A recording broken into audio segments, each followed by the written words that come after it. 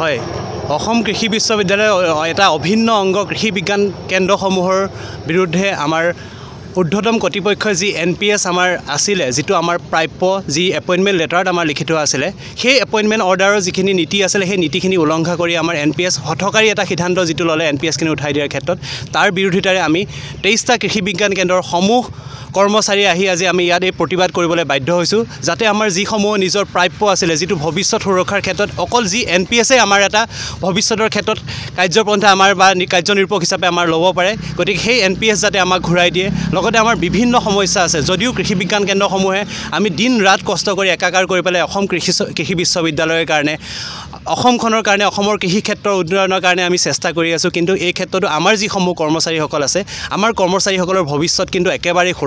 সুৰক্ষিত নহয় গতিকে যাতে আমাৰ কৰ্মচাৰীসকলৰ ভৱিষ্যত সুৰক্ষিত কৰে আমাৰ কৰ্মচাৰীসকলৰ যিসমূহ প্ৰাপ্য আছিল আজিলৈকে 15-20 বছৰ হৈ গ'ল বহু সংখ্যক কৰ্মচাৰী তেওঁলোকে আজিলৈকে নিজৰ প্ৰমোচন যিখিনি পাব লগা আছিল সেইখিনি ঘূৰাই তেওঁলোকে পোৱা নাই আমাৰ বকেয়া ধনৰাশিৰ কাৰণে আমি সদায় কষ্ট কৰিব লগা হয় ইউনিভাৰ্চিটিৰ ওচৰত আহি পেলাই অথৰিটিৰ ওচৰত আহি পেলাই সদায় আমি দাবী তুলিব লগা হয় এই সমূহ সমস্যা যাতে আমাৰ অনতিপলমে আমাৰ সমাধান কৰি দিয়ে আৰু কৃষি বিজ্ঞান কেন্দ্ৰসমূহত যাতে এটা সুস্থিৰ পৰিৱেশ এটা গঢ়ি তোলে কাম কৰিবৰ কাৰণে যাতে এটা পৰিৱেশ আমাক সৃষ্টি কৰি দিয়ে গতিকে সেই বিনম্ৰ অনুৰোধ ৰাখি পেলাই আমি অসম কৃষি বিশ্ববিদ্যালয়ৰ ঊৰ্ধ্বতম কৰ্তৃপক্ষৰ ওচৰত আমি আহি পেলাই কৰজোৰে অনুৰোধ জনাইছো যাতে তেওঁলোকে আমাৰ দাবীসমূহ মানি লয় আৰু এই দাবীসমূহ যদি তেওঁলোকে মানি নলয় কিন্তু আমাৰ কৰ্মচাৰীসকল বহি নাথাকিব তেওঁলোকে বিভিন্ন কাৰ্যপন্থা হাতত ল'বৰ কাৰণে চিন্তা কৰিছে আৰু ভৱিষ্যতেও যেতিয়ালৈকে আমাৰ প্ৰাপ্যসমূহ ঘূৰাই নাপাওঁ আমি সম্পূৰ্ণ গণতান্ত্ৰিক পদ্ধতিৰে আমি নিজৰ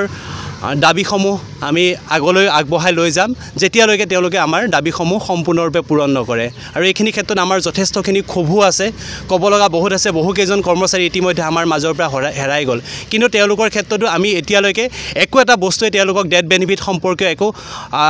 সুবিধাই তেওঁলোকক বা আমি কৰি দিবৰ কাৰণে সক্ষম নহ'লো গতিকে আমাৰ যেতিয়া দিন ৰাত আমি একেকাৰ কৰি কাম কৰি আছো আমাৰ ভৱিষ্যত সুৰক্ষা ক'ত গতিকে আমাক ভৱিষ্যত সুৰক্ষা দিয়ক এই দাবীৰে আমি অসম কৃষি বিশ্ববিদ্যালয় আমাৰ যি এপইণ্টিং অথৰিটি আছে ICR আছে তেওঁলোক সকলোৰে ওচৰত আমি দাবী জনাইছো যাতে আমাৰ সমস্যাবোৰ সমাধান কৰি আমাৰ কৃষকসকলৰ কাৰণে অসমৰ কৃষি ক্ষেত্ৰৰ উন্নয়নৰ কাৰণে ভাৰতবৰ্ষৰ কৃষি ক্ষেত্ৰৰ উন্নয়নৰ কাৰণে যাতে আমাক কাম কৰিবৰ বাবে সুবিধা কৰি দিয়ে এইখিনি দাবীৰে আমি আজি এই প্ৰতিবাদস্থলীত আমি একত্ৰিত হৈছো